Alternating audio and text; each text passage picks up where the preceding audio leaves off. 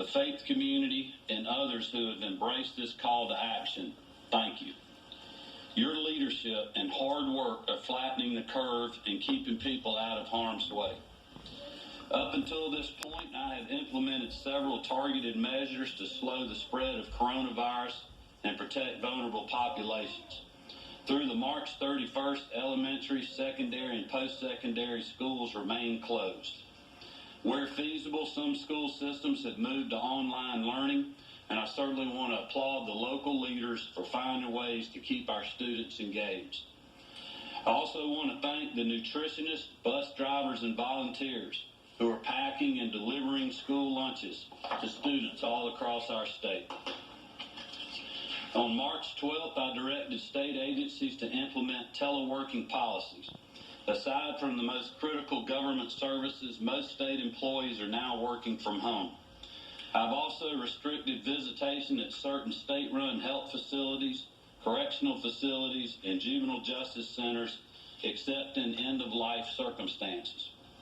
On March 14, 2020, I declared a public health state of emergency to deploy additional resources and give the Department of Public Health authority to direct specific healthcare action in our fight against the spread of COVID-19. As part of this state of emergency, I have authorized new processes for temporary licensure of out-of-state doctors and nurses.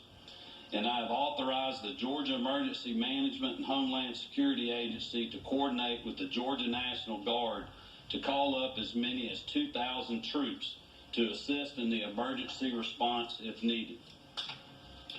Last Friday, I signed 2 additional executive orders, one authorizing nearly $20 million in emergency funding to pay for necessary medical supplies, and the other reducing regulations, especially in the healthcare context to address COVID-19. All Georgia licensed pharmacists are now permitted to dispense a 90-day supply of a prescription drug if a patient has no remaining refills and the pharmacist cannot get in contact with the prescribing provider. Pharmacists may also dispense early refills for prescription drugs. I would note that these authorizations do not apply to Schedule II controlled substances. In addition, the Board of Pharmacy is now empowered to grant temporary licenses to out-of-state pharmacists, and I have lifted certain restrictions on the expansion of healthcare facilities, new services, and expenditures. These measures will positively impact our healthcare infrastructure by removing regulatory red tape as we expedite projects to address patients' needs. Among other provisions, the order lifts requirements for in-person corporate shareholder meetings, allows Georgians to utilize private providers to comply with state minimum standard codes for building inspections and similar structures, and allows the Department of Community Health to waive regulations which would otherwise hinder our capabilities in responding to this crisis. Through the Department of Revenue, I have decided to extend Georgia's tax filing deadline to July 15, 2020, in accordance with the new federal tax filing deadline. We will be issuing more guidance on this change in the days ahead. On March 12, 2020, the Department of Public Health notified cooperating agencies within the state about the activation of our strategic national stockpile. Accordingly, the department submitted a request to the Strategic National Resources, or for Strategic National Resources, to federal officials to support the state's COVID-19 response. On March 13, 2020, our state's multi-agency task force, comprised of officials from Public Health, Emergency Management and Homeland Security, the Forestry Commission, the Georgia State Patrol, Natural Resources, the Department of Defense, the Technical College System of Georgia, the University System of Georgia, and local supporting agencies stood up our Strategic National Stockpile Warehouse of personal protective equipment. The task force started distributing 18 packages of state-owned PPE to each of our state's 18 public health districts to support local health care providers as well as county health departments. Over the weekend, we distributed 268,200 N95 surgical masks to all 142 hospitals across the state. Earlier today, we also distributed 30 ventilators to two of our hardest hit counties, Dougherty and Floyd.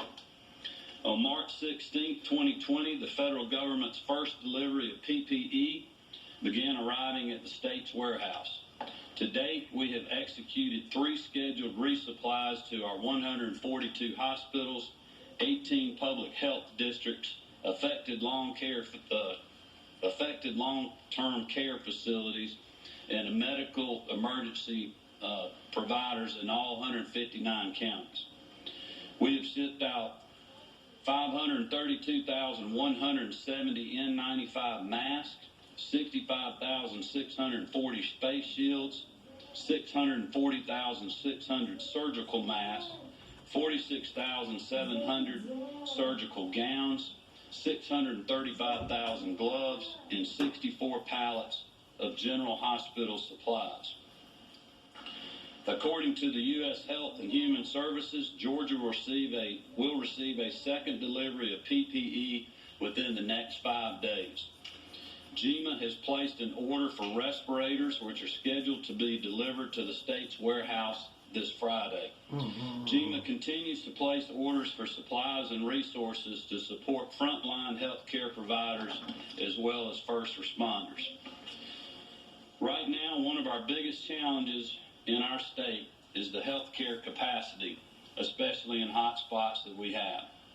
For example, in Dougherty County, we currently have 64 cases with 6 deaths from COVID-19.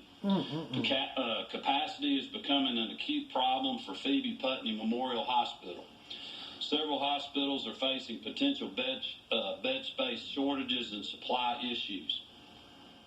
To address these problems, we have identified multiple options to bolster capacity. For example, in Dougherty County, emergency management officials are working